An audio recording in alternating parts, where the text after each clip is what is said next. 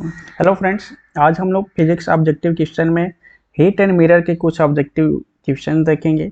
इसके पहले हम लोगों ने लगभग में 15 चैप्टर कंप्लीट कर लिया है। तो सारे चैप्टर्स अगर किसी ने नहीं पढ़े हैं तो डिस्क्रिप्शन बॉक्स में प्लेलिस्ट का लिंक है, वहाँ से जाके आप लोग सारे वीडियो पढ़ लीजिए, अच्छे से देख लीजिए, क्योंकि ये जो सारे वीडियो एक दूसरे से कनेक्टेड हैं, सीरियल वाइज चल रहे हैं। ठीक है, तो चलिए स्टार्ट करते हैं आज का लेक्चर। और आज है 19 मई में है 19 मई।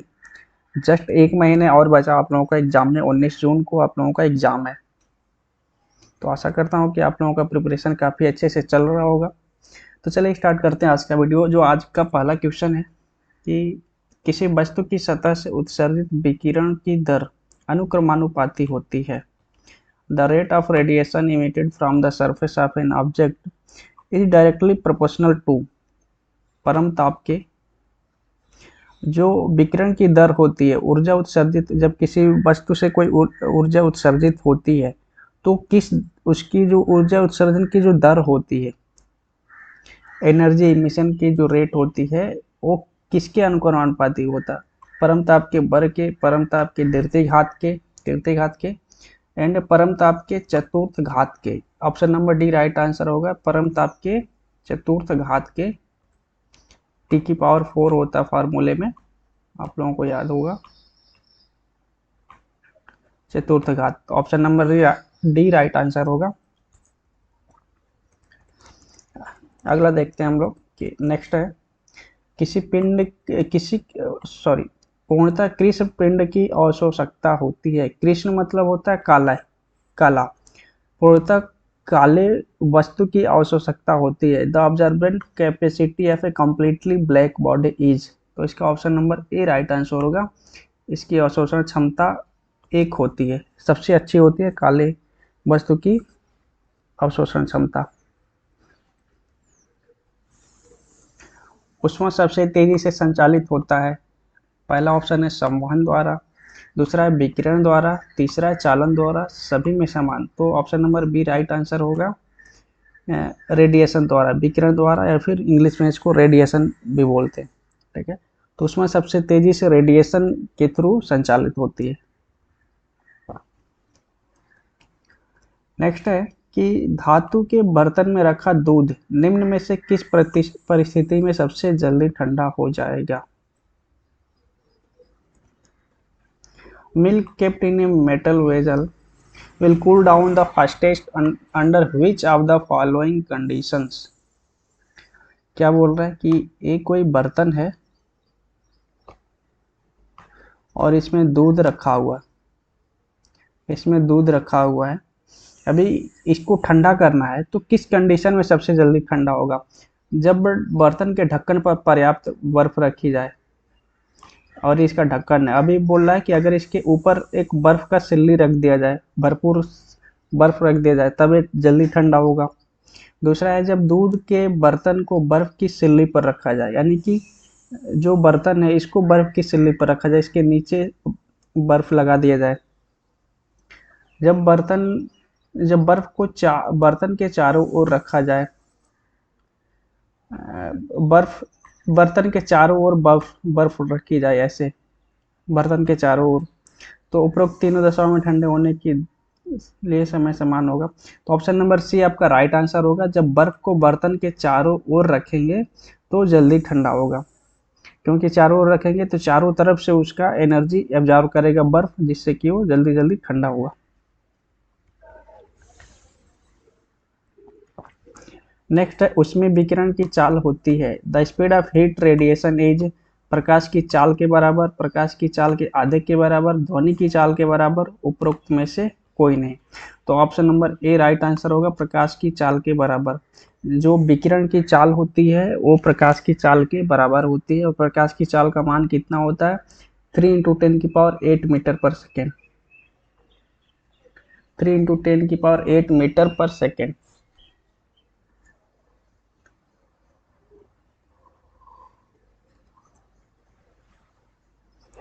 सूर्य के प्रकाश की ऊर्जा पृथ्वी तक पहुंचती है।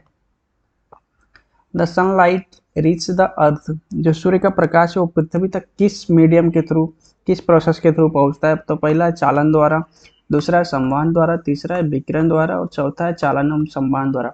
तो option number C right answer होगा कि सूर्य का प्रकाश जो होता है विकिरण द्वारा पृथ्वी पर पहुंचता है, रेडिएशन द्वारा।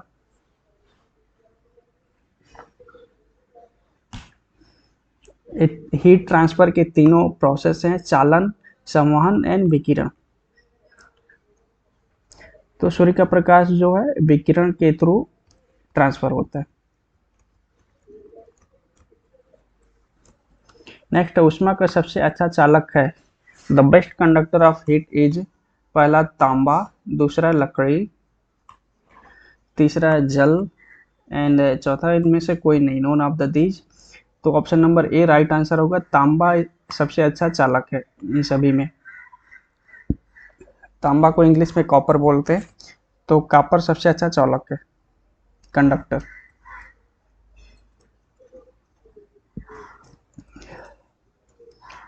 नेक्स्ट है कि विकिरण द्वारा ऊष्मा के हस्तांतरण की चाल होती है। The speed of transfer of heat bye radiation, radiation के थ्रू जो हीट ट्रांसफर होती है उसका वेग क्या होता है? रेडिएशन में क्या होता है? प्रकाश की चाल होती है, तो प्रकाश की चाल क्या होती है? 3 × 10⁸ मीटर पर सेकेंड, हमें पता है। तो option number option number A right answer होगा, 3 × 10⁸ मीटर पर second.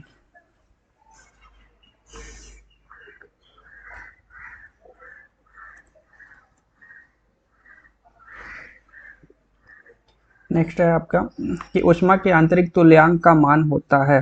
The mechanical equivalent of heat is, पहला 42 अर्ग कैलोरी, दूसरा 4.2 × 10⁷ अर्ग पर कैलोरी। तो option number B right answer है आपका कि ऊष्मा के आंतरिक तुल्यांक का जो मान होता है 4.2 × 10⁷ अर्ग पर कैलोरी।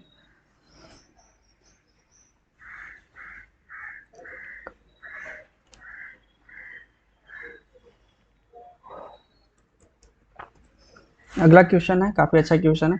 यदि समतल दर्पण को 10 डिग्री घुमा दिया जाए तो परावर्तित किरण घूमेगी।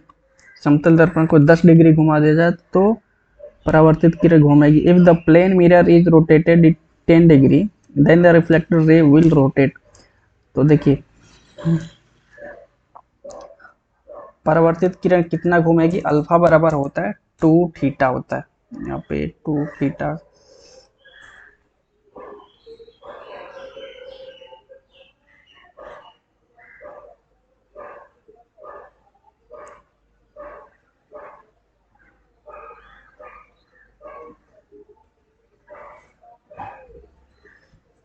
ठीक है, थीटा की जगह मैं डॉलर लगा देता हूँ।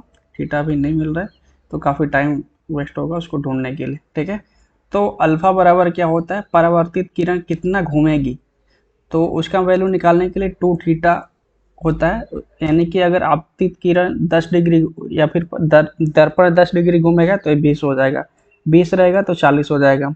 तो 2 × 10 बराबर 40, सॉरी बराबर 20। तो option number A right answer होगा आपका,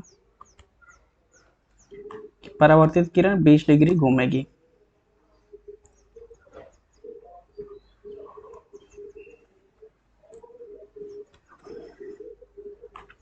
निम्नलिखित रंगों के प्रकाश में से किस रंग के प्रकाश का प्रकिरण सबसे अधिक होता है? Which of the following color of light scattered the most? तो बैगनी रंग का जो प्रकिरण होता है सबसे अधिक होता है। Option number C right answer है कि बैगनी रंग का प्रकिरण सबसे अधिक होता है।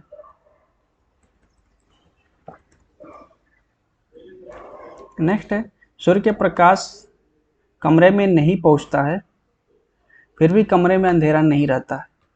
Sunlight does not reach in the room yet it remains lighted in the room। क्या बोल रहा है कि जो सूर्य का प्रकाश है कमरे में नहीं आता है लेकिन फिर भी कमरे में क्या रहता है? उजाला रहता है, अंधेरा नहीं रहता है। ऐसा क्यों होता है?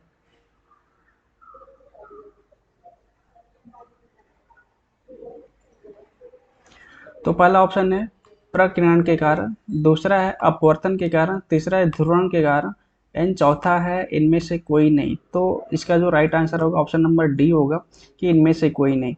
इसका जो आंसर होता है कि कमरे में अंधेरा क्यों नहीं होता, वो होता है विवर्तन। इंग्लिश में उसको डिफ्रैक्शन बोलते हैं। डिफ्रैक्शन के कारण कमरे में अंधेरा नहीं रहता है, या फिर हिंदी में उसको विवर्तन बोलते हैं। इसका जो रीजन है विवर्तन। ठीक है, नेक्स्ट है,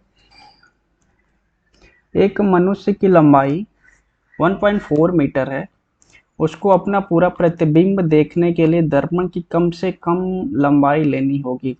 the height of a human is 1.4 metre. He has to take the at least the length of the mirror to see his full image.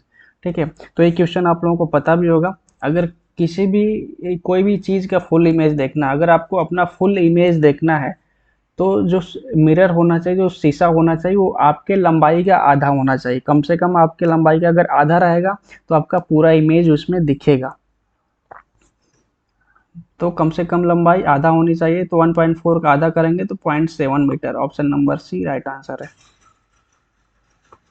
ठीक, किसी भी चीज़ को पूरा देखना है तो उसके आधा लंबाई का शीशा यूज करना पड़ेगा।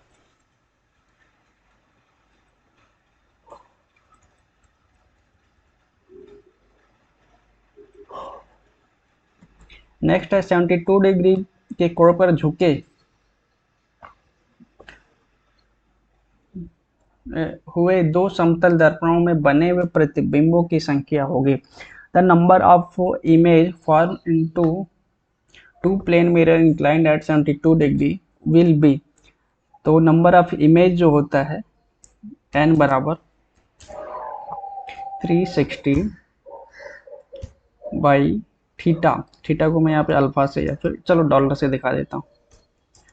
360 बाई थीटा -1 होता है, ए फार्मूला।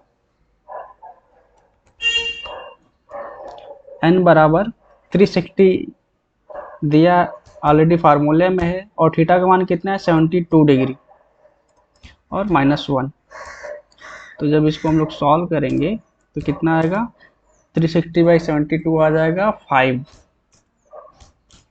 -1 बराबर आंसर आ जाएगा 4। ठीक है, तो option number D right answer होगा। उसमें 4 प्रतिबिंब बनेंगे। प्रतिबिंबों की संख्या कितनी होगी, 4 होगी।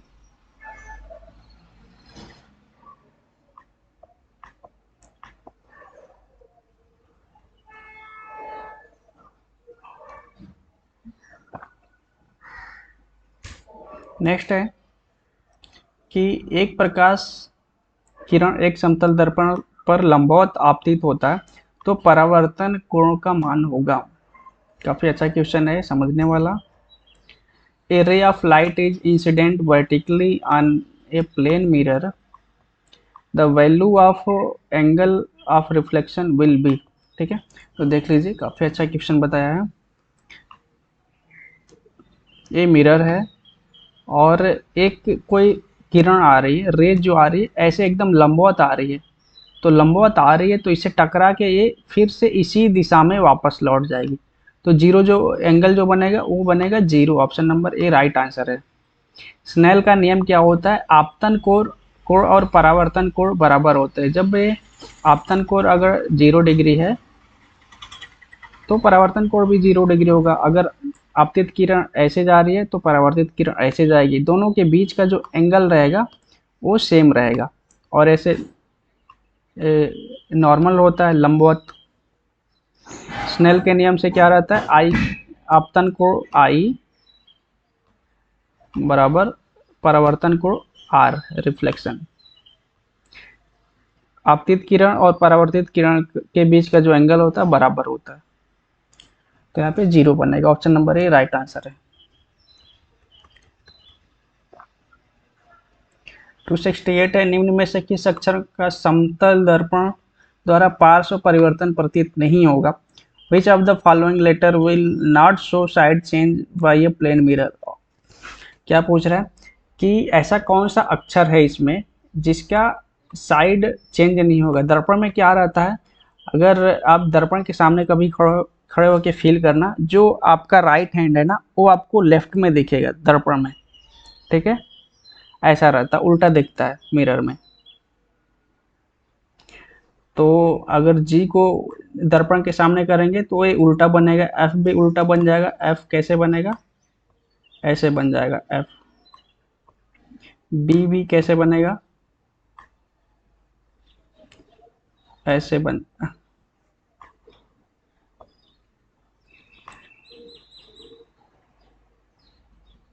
बी ऐसे उल्टा बनेगा, ठीक है। जी भी उल्टा हो जाएगा, लेकिन एम जो है, एम को अगर उल्टा भी कर देंगे तो कोई डिफरेंस नहीं होगा, वो सेम रहेगा। तो option number D right answer होगा, एम, उसका पार्श्व परिवर्तन नहीं होगा। आकाश नीला दिखाई देता है, the sky appears blue, why, मतलब आकाश नीला किस रीजन से दिखाई देता है। पहला ऑप्शन है प्रकिरण, दूसरा ऑप्शन है परावर्तन, तीसरा ऑप्शन है अपवर्तन, एंड चौथा ऑप्शन है वो आंतरिक परावर्तन के कारण। तो option number A right answer होगा, प्रकिरण के कारण। प्रकिरण के कारण आकाश नीला दिखाई देता है, प्रकिरण के कारण, स्कैटरिंग के कारण, स्कैटरिंग बोलते हैं इसको हिंदी में। तो आकाश का नीला दिखाई देना प्रकिरण के कारण होता है।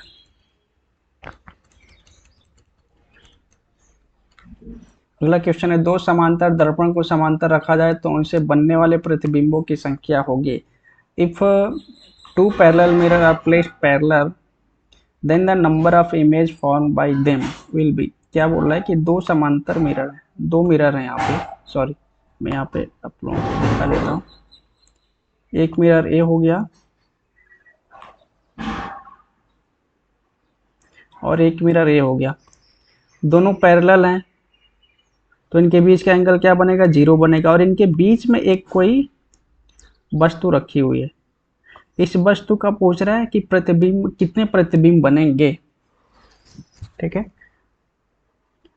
तो दोनों के बीच का एंगल कितना बन रहा है, जीरो बन रहा है। तो फार्मूला क्या होता है, प्रतिबिंबों की संख्या n बराबर 360 बाई थीटा -1। तो n बराबर 360 बाई थीटा का मान कितना है, जीरो है, दोनों पैरेलल है, तो एंगल कितना बनेगा, जीरो बनेगा। तो एक क्या आ जाएगा वैल्यू, इनफाइनाइट -1, इनफाइनाइट -1 बराबर क्या हो जाएगा, इनफाइनाइट। तो इनफाइनाइट को क्या बोलते हैं, अनंत, हिंदी में अनंत बोलते हैं। तो प्रतिबिंबों की संख्या अनंत बनेगी। Option number D right answer होगा।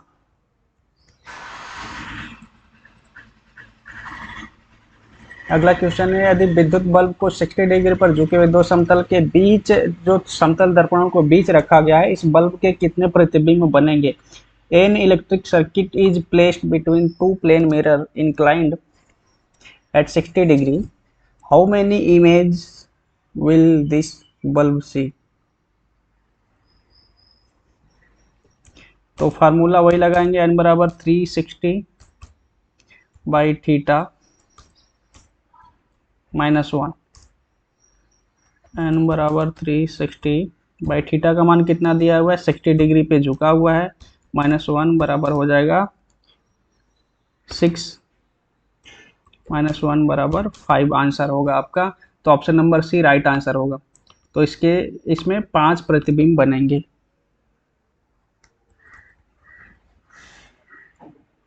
तो ये था आज का लास्ट क्वेश्चन, और मिलते हैं अगले वीडियो में नए क्वेश्चन के साथ में। तो आप लोग कमेंट करके बताइए कि वीडियो कैसा लगा, एंड कोई भी डाउट है तो आप लोग कमेंट करके पूछ सकते हैं। एंड डिस्क्रिप्शन बॉक्स में Telegram group and WhatsApp group का लिंक दिया हुआ है, तो आप लोग वो भी ज्वाइन कर सकते हैं, उस पर सारे अपडेट्स आपको मिलते रहते हैं। तो चलिए मिलते हैं अगले वीडियो में। Thanks for watching.